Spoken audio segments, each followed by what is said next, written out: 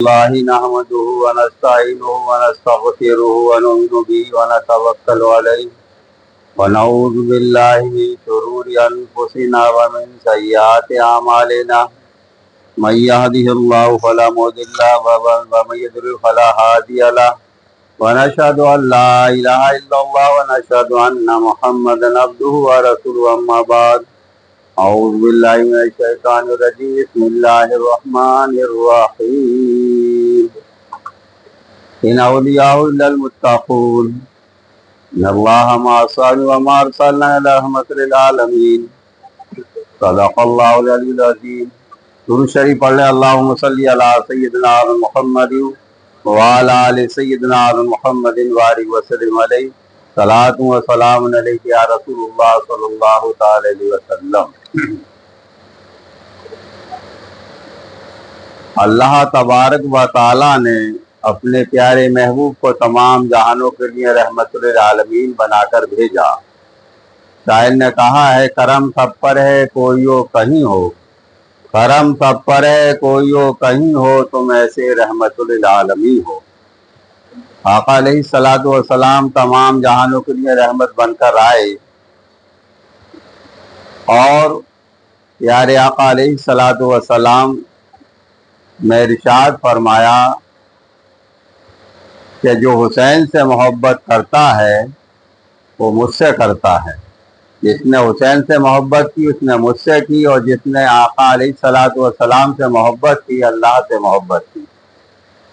تو اللہ تبارک و تعالیٰ بھی خوش، اللہ کے محبوب بھی خوش اور آقا حسین بھی خوش۔ یہ مہینہ محرم الحرام کا چل رہا ہے، لاسٹ تاریخ آج 29 ہے، کل 30 تاریخ ہے۔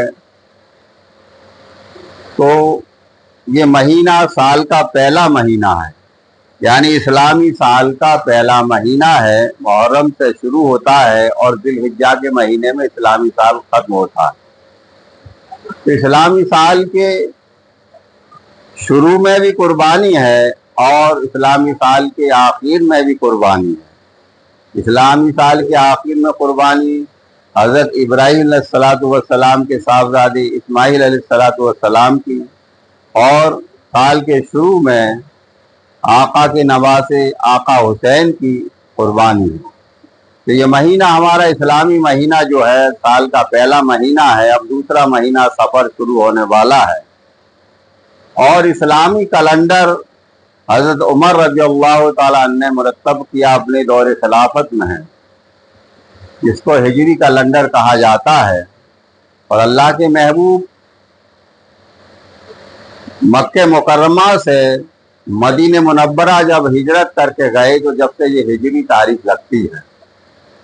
ہم اسلامی دینی علم نہیں ہونے کی وجہ سے انگریزی مہینوں کو تو جانتے ہیں، انگریزی تاریخوں تو جانتے ہیں، جس طرح 2025 چل رہی ہے، یہ جو ہے عیسیٰ علیہ السلام سے رائج ہوئی، عیسیٰ علیہ السلام سے شروع ہوئی، اور ہماری اسلامی تاریخ جو ہے ہجری کیلنڈر حضرت عمر رضی اللہ تعالیٰ نے اپنے دور خلافت میں مرتب کیا۔ تو ہجری تاریخ جب سے شروع ہوئی، جب سے آقا علیہ السلام مکہ مکرمہ سے مدینہ منورہ تشریف لے گئے، تو ہمارا سال کا پہلا مہینہ محرم کہلاتا ہے، اور سال ہمارا جو شروع ہوتا ہے محرم سے شروع ہوتا ہے اور ذی الحجہ کے یعنی بقرہ عید کے مہینے میں پورا ہوتا ہے۔ تو شروع میں بھی قربانی ہے اور آخر میں بھی قربانی ہے۔ آقا علیہ السلام کے نواسے نے محرم کی 10 تاریخ کو قربانی دی، اور یہ سن 61 ہجری کا واقعہ ہے، یعنی اللہ کے محبوب ہجرت کر کے مدینہ منورہ جب گئے اس سے 61 سال کے بعد یہ واقعہ کربلا کی سرزمین پر پیش آیا۔ اس سے پہلے آقا علیہ السلام آقا حسین کا بچپن کا زمانہ تھا، بہت سارے واقعات آئے، اور آقا علیہ السلام اپنے نواسوں سے بہت پیار کرتے تھے۔ آقا نے فرمایا حسین حسین حسین میرے دل کا ٹکڑا ہے، میرے جگر کا ٹکڑا ہے، جو حسین سے محبت کرتا ہے وہ مجھ سے محبت کرتا ہے، اور کسی بھی چیز کو لے کر حسین سے اگر کسی بھی ارکان میں حسین کی کسی بھی چیز میں اگر اعتراض کرتا ہے تو اللہ کے محبوب اور اللہ کے خلاف ہے۔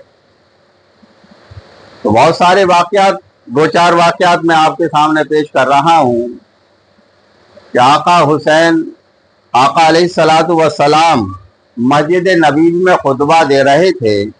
آقا حسین کی بہت تھوڑی سی عمر تھی۔ جب تھوڑی سی عمر میں بچہ چلتا ہے تو گرتا پڑتا پیر لڑکھڑاتے ہوئے چلتا ہے۔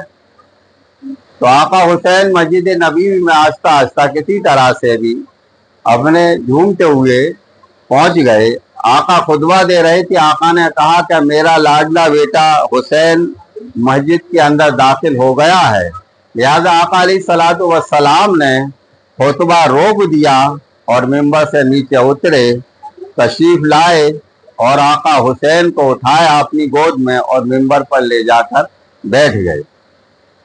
تو اللہ تبارک و تعالیٰ کو اپنے محبوب کی ادا اتنی پسند آئی، قیامت تک کے لیے ہر خطیب کے لیے جمعے کا جو خطبہ دے گا وہ خطبہ پڑھے گا، اس کے بعد تاخیر کرے گا یعنی بیٹھے گا اور اس کے بعد دوسرا خطبہ پڑھے گا۔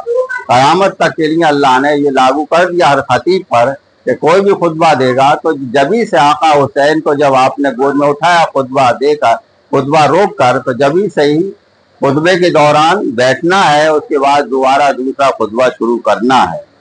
آقا حسین کا بچپنا ہے، پیارے آقا علیہ الصلوۃ والسلام نماز ادا کر رہے ہیں، یعنی جماعت کی نماز ہو رہی ہے، نماز ادا کرا رہے ہیں۔ آقا حسین نے دیکھا کہ موقع اچھا ہے۔ آقا جب سجدے کی حالت میں تھے تو آقا حسین آپ کی پشت پر بیٹھ گئے۔ اب آقا حسین جب پشت پر بیٹھ گئے تو آقا علیہ الصلوۃ والسلام نے سجدے کی تسبیح کو لمبا کر دیا، اور یہ بھی ذہن ہے کہ اگر میں سجدے سے اٹھتا ہوں تو حسین گر جائیں گے، حسین کو چوٹ لگے گی تو مجھے برداشت نہیں ہے۔ آپ نے سجدوں کو طویل کر دیا، یہاں تک کہ 70 مرتبہ آپ نے سبحان ربی الاعلیٰ کہا۔ اس کے بعد جب آقا حسین آپ کی پشت پر سے ہٹ گئے، آقا علیہ الصلوۃ والسلام کی پشت سے ہٹ گئے، تو آپ نے سر سجدے سے اٹھایا اور نماز مکمل کر لی، کوئی سجدہ سہو بھی نہیں کیا۔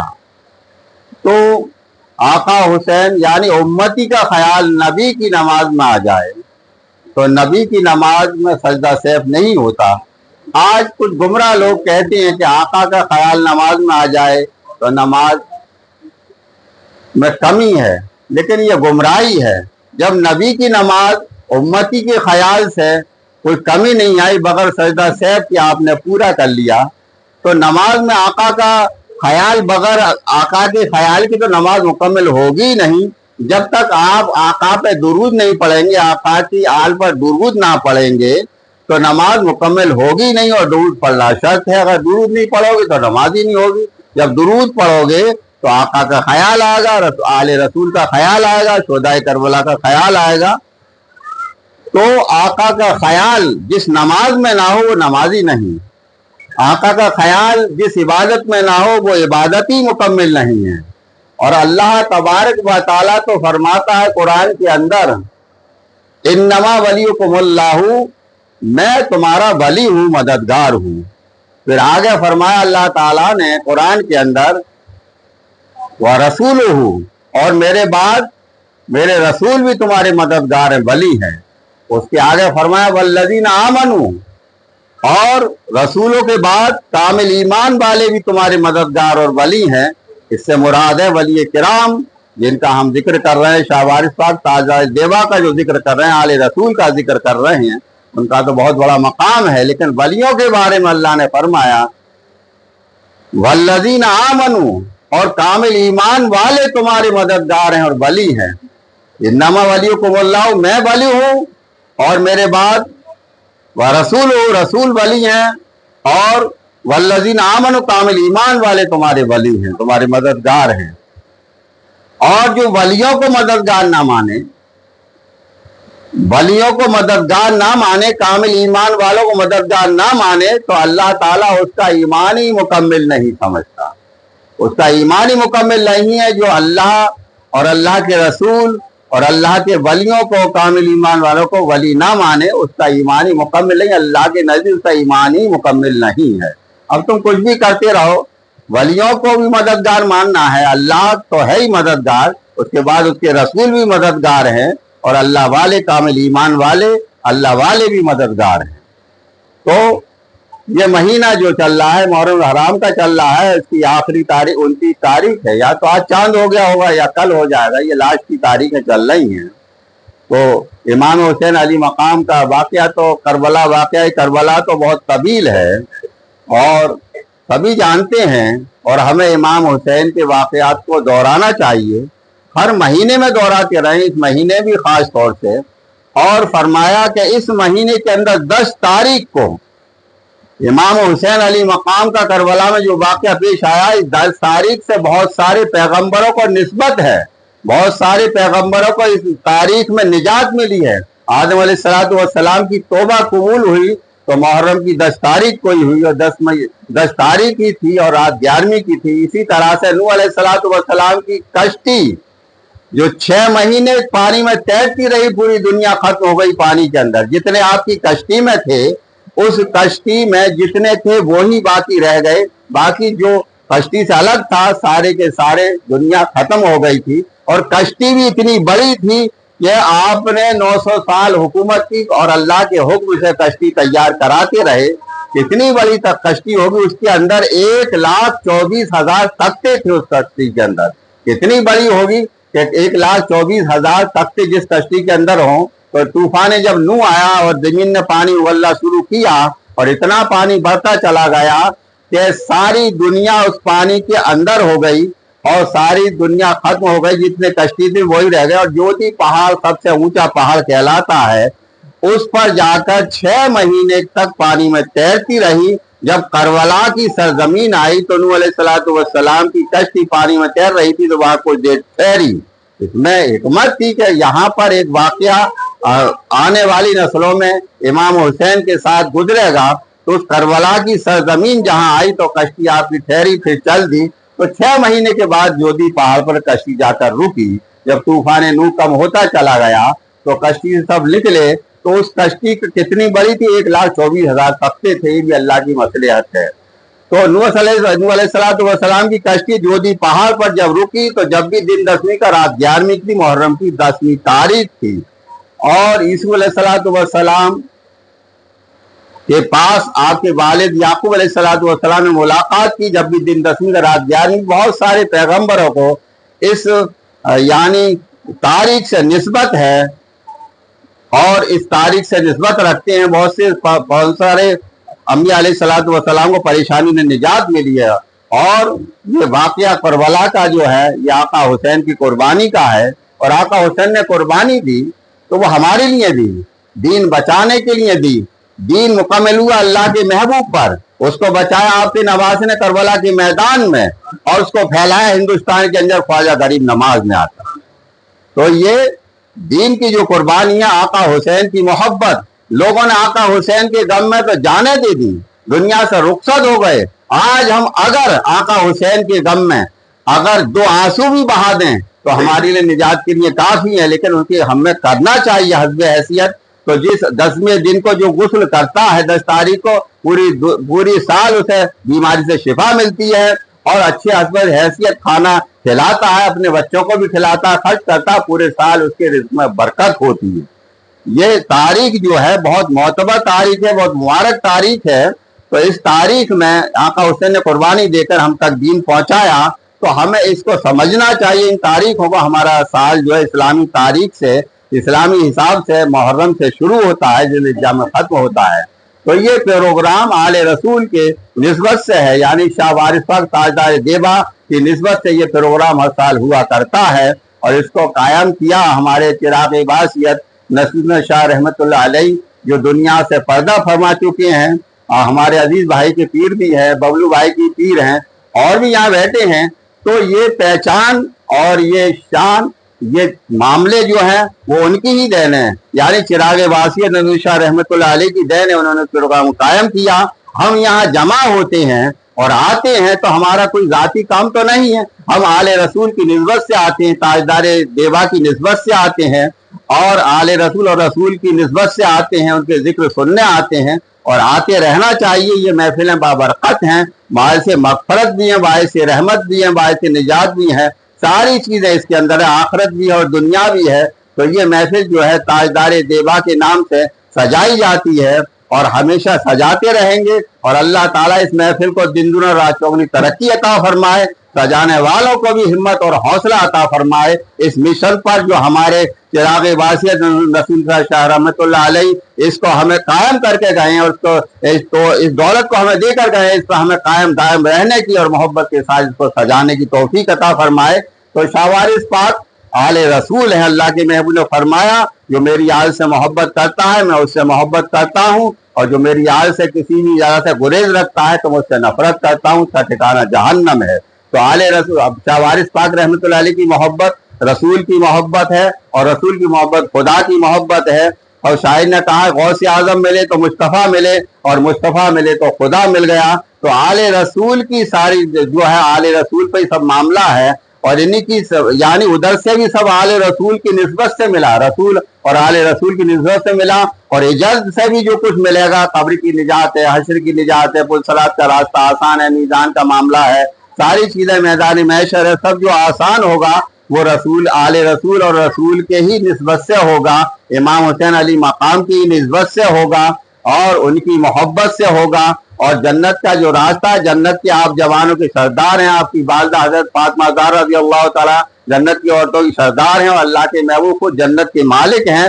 تو جنت کے مالک کو راضی کر لو اور ان کے نواسوں کو راضی کر لو، آل رسول کو راضی کر لو، تو تمہارے لیے ہر چیز میں کامیابی کامرانی ہے۔ تو وارث پاک کی محبت نے وارث پاک نے ہمیشہ محبت کا پیغام دیا، انہوں نے مانوتا کا پیغام دیا، انسانیت کا پیغام دیا، انہوں نے ہر جگہ محبت کا پیغام دیا، محبت کو پھیلایا، دین کو پھیلایا۔ اپنی اپنی جگہ ہر ولی نے محنت کیا، تاجدار دیوا نے دیوا شریف میں محنت کی اور محبت کا پیغام پھیلایا۔ تو یہ جو نسبت آ رہی اور یہ نور آ رہا ہے تاجدار دیوا، یعنی وارث پاک تاجدار دیوا شریف سے چلا آ رہا ہے، تو ان کی نسبت سے ہم یہاں بیٹھے ہیں۔ تو رسول کی نسبت اور آل رسول کی نسبت اللہ سے محبت کا ایک ذریعہ ہے۔ تو تاجدار دیوا نے محبت کا ہمیشہ پیغام دیا، ان کی بہت ساری کرامتیں بھی ہیں۔ ایک بار بچپن کا معاملہ تھا تو آپ کو شیرنی بانٹنے کا بہت شوق تھا، تاجدار دیوا کو شاہ وارث پاک رحمۃ اللہ علیہ کو شیرنی بانٹنے کا شوق تھا۔ آپ کی والدہ محترمہ نے پیسے دیے اور کہا کہ دھنیا خرید لاؤ۔ آپ باہر گئے اور ایک بتاشا بنوایا اور بچوں کو بانٹ دیا۔ آپ گھر میں آئے تو آپ کی والدہ نے کہا دھنیا لے کر نہیں آئے۔ آپ کی والدہ نے کچھ تھوڑا سختی سے کہا تو آپ کے سین کے اندر ایک نیم کا درخت کھڑا ہوا تھا۔ آپ اٹھتے ہیں اور اس نیم کے درخت کو پکڑ کے ہلاتے ہیں اور کہتے ہیں دھنیے دھنیے، تو اس پیڑ سے نیم کے درخت سے دھنیا جھڑنے لگا۔ تو آپ کی والدہ نے دیکھا کہ دھنیا جھڑ رہا ہے، تو اس دن سے آپ کی والدہ نے سخت لہجے میں آپ سے کبھی بات نہیں کی اور سمجھ لیا یہ بچہ میرا جو ہے معذرات بلی ہے، پیدائشی بلی ہے۔ تو آپ کی بہت ساری ایسی کرامتیں ہیں کہ آپ کا ایک مرید دیکھیے کامل ولی جو ہوگا کہیں بھی بیٹھا ہوگا وہ اپنے مریدوں کو دیکھ رہا ہوگا، اپنی مریدوں پر نظر ہوگی، اور حسب حیثیت اگر ضرورت پڑے گی تو مدد بھی کریں گے آ کر۔ تاجدار دیوا کا ایک مرید اپنے گھر سے چلتا ہے، دریا کے پاس کھڑا ہوا ہے، دریا سیلاب میں ہے، پریشان ہے کہ تاجدار دیوا کے پاس جانا، دیدار کرنا، ان کی بارگاہ میں حاضر ہونا ہے۔ اب دریا پار کیسا کروں، پریشان ہوں، کسی طرح جانا بھی ضروری ہے بارگاہ میں، اور دریا پار کیسا کروں، سیلاب میں ہے۔ تو ایک یہی سوچ رہا تھا اور تاجدار دیوا کے تصور کیا کہ حضور مجھے تو آپ کی بارگاہ میں آنا ہے، اور دریا جو ہے سیلاب میں ہے۔ جب سچے دل سے اپنے پیر کا تصور کرو گے اور کامل پیر ہوگا، اور آل رسول کا تو معاملہ ہی الگ ہے، بہت بلند ہے۔ تو آل رسول کا جو تصور کیا، تاجدار دیوا کا تصور کیا اس مرید نے، تو ایک نوجوان لڑکے کی شکل میں ایک لڑکا آیا اور اس نے دریا کو کہاں جانا ہے کہ تاجدار دیوا کی بارگاہ میں جانا ہے، آپ کے دیدار سے مشرف ہونا ہے، وہاں حاضری دینا ہے۔ بولے کیا بات ہے، کیوں کھڑے؟ بولے یہ دریا سیلاب میں ہے اور اتنا پانی ہے، میں سوچ رہا ہوں کیسے نکلوں گا، کیسے جاؤں۔ تو انہوں نے کہا ٹھیک ہے ہم تمہارے لیے دریا پار کراتے ہیں۔ ایسا پار کرا دیا، صحیح سے پیر بھی اس کے نہیں دیجیے، اور دریا پار کرا کر وہ لڑکا جو تھا غائب ہو گیا۔ अब ताजदार देवा की बारगाह में आपका मुरीद हाजिर होता है और कहता है हुजूर सारा वाक़या सुनाता है, तो मैं परेशान था, आपके दीदार के लिए दरिया सैलाब में था, कैसे पार करूं। तो ताजदार देवा ने कहा फिर क्या हुआ। बोले एक नौजवान लड़का थोड़ी सी उम्र का मेरे सामने आया, उसने कहा अगर किधर जाना है कि ताजदार देवा की बारगाह में जाना है, दीदार से मुशर्रफ होना है। बोले चलो फिर कैसे खड़े हुए। बोले दरिया को देख रहा हूँ कैसे निकलूं। बोले चलो हम पार कराते हैं। उसने ऐसा पार करा दिया कि मुझे महसूस भी नहीं हुआ किसी तरह से। तो ताजदार देवा ने कहा कि भाई उस लड़के को तुम देख लोगे तो पहचान लोगे। क्या? जी हाँ मैं पहचान लूंगा। जब ताजदार देवा के रुखे अनवर पर उस मुरीद की नजर पड़ी तो पुकार उठा हजरत आप ही तो थे। तो ये है यानी आले रसूल का मामला। यहाँ हम बैठे उनका जिक्र कर रहे हैं, वो देवा से हमें मुलाकात फरमा रहे हैं और देख रहे हैं कि हमारे चाहने वाले वहाँ यानी हमारा जिक्र कर रहे हैं, रसूल और आले रसूल का जिक्र कर रहे हैं। तो ये महफिलें होती रहती हैं, इनमें हमें आना चाहिए। दुनिया में तो हम लगे हुए हैं, लेकिन हकीकत में ये महफिलें जो है इसमें दुनिया की भी बरकत है और आखिरत की भी कामयाबी है। दोनों जहां की कामयाबी रसूल और आले रसूल की मोहब्बत में ही और उनकी निस्बत में ही कामयाबी है। इससे हटकर तुम अगर कुछ करते हो तो कोई कामयाबी नहीं है। जिंदगी तो सभी गुजार रहे हैं। तो ताजदार देवा की निस्बत से ये महफिल सजी है और इस महफिल को कायम किया यानी चिराग वारियस नसून शाह रहमतुल्लाह अलैह ने इसको कायम किया। और आपका हमारा कोई जाती प्रोग्राम नहीं है, हम इस निस्बत से आए हैं। अजीज बारसी है, कोई भी अगर दिख रहा है हमारे शाह साहब बैठे हैं तो ये निस्बत ताजदार देवा की है और इनकी सी निस्बत से यहाँ बैठे हैं और चमक रहे हैं। जो जिसको जानता है बबलू बारसी है, इन्हें कौन जानता था, इससे पहले नहीं जानता, लेकिन अब जब महफिल में आने लगे और मुझे आपने नवाजा और जब आपसे मुलाकात हुई तो आपने हमेशा कहा कि आपको हम साथ में रखेंगे, महफिलें कराते हैं, आपको हमेशा बुलाते रहेंगे। तो मैंने आपको जाना किसकी निस्बत से, यानी चिराग वारसियत की निस्बत से जाना। मैं किसे नहीं जानता था, लेकिन जाना तो देखिए कि दुनिया में भी हमें एक दूसरे से मुलाकात और मोहब्बत का पैगाम दे रहे हैं और आखिरत में भी हम इसी निस्बत से पहचाने जाएंगे। जब उनकी निस्बत का हमारे गले में पट्टा पड़ा हुआ होगा, उनकी इसकी यानी उनकी मोहब्बत का पट्टा हमारे गले में पड़ा हुआ होगा, तो कयामत के दिन भी हजारों में ताजदार देवा पहचान लेंगे कि मेरा ये चाहने वाला है। तो यहाँ एक दूसरे को निस्बत जो रखते हैं तो ये सिर्फ रसूल और आले रसूल की वजह से, ताजदार देवा की वजह से यहाँ हाजिर होते हैं और हर साल महफिलें हुआ करती हैं। हमारे अजीज बारसी हैं, ये भी हमेशा महफिलों में आते रहती हैं और इनकी बड़ी मेहनत रहती है। और कोई भी किसी तरह से भी इस सिलसिले से मुल्क में होना चाहे तो इनको इख्तियार दे दिया है, खिलाफत दे दी है हमारे चिराग वारिसियत ने कि इनसे आप उसी कोई भी सिलसिला हो और सौम सलात का पाबंद हो, शरीयत का पाबंद हो, उससे आप यानी मुरीद हो जाइए। ये पीरी मुरीदी क्या है, ये बहुत जरूरी है। हम बड़े हो गए हैं, अब मदरसे में नहीं जा सकते, तालीम नहीं हासिल कर सकते, तो इस लाइन के अंदर हमें फातिहा का तरीका भी मिलेगा, इस लाइन के अंदर गुस्ल का तरीका भी मिलेगा, इस लाइन के अंदर रसूल और आले रसूल की मोहब्बत का एक मिशन मिलेगा और हमें इसी लाइन के अंदर हर बुराई से बचने की एक रास्ता मिलेगा, अच्छाई की तरफ आने का रास्ता मिलेगा, एक दूसरे में मोहब्बत बढ़ेगी, हर चीज का मामला मिलेगा। हमें कोई मसला मालूम करना है तो हम क्यों जाएंगे, हम जिनसे मुंसलिक हैं अब तो फोन के राब्ते हो जाते हैं, फौरन 1 मिनट में फोन मिलाओ और शाह साहब से फौरन पूछ ले कि ऐसा ऐसा मसला। आज तो बहुत सारे लोग धोखा देने लगे कि फातिहा का सबूत क्या है, इसका सबूत क्या है। तो किसी के पास जाने की जरूरत नहीं, अपने पीर साहब से फौरन राब्ता कायम करो, वो सबूत के साथ बताएंगे कि फातिहा कहाँ से है, न्याज फातिहा कहाँ से है, कौन सी चीज क्या है। तो ये रास्ता जो है बहुत अच्छा है कि अब हमारी उम्रें हो गई, हम कहाँ जाएं, तो किसी से भी हम मुंसलिक हो जाएं, किसी बैत हो जाएं तो हमारी आखिरत भी बन जाएगी, हमारा ईमान भी मुकम्मल हो जाएगा, हमारा ईमान की हिफाजत भी हो जाएगी। आज लोग बहुत उचकने वाले पड़े हुए हैं, कोई किधर गुमराह कर रहा है, कोई किधर गुमराह कर रहा है। तो ये रास्ता ऐसा किसी को पकड़ने सौम सलात के पाबंद हो, शरीयत के पाबंद हो, पीर की झलक आती हो, पीर की यानी पीर के तरीके पर उनका तरीका हो और उनकी निस्बत हो, सारी चीजें हो। इस तरह से हमारे अजीज वारसी हैं, ये भी मुरीद कहते हैं,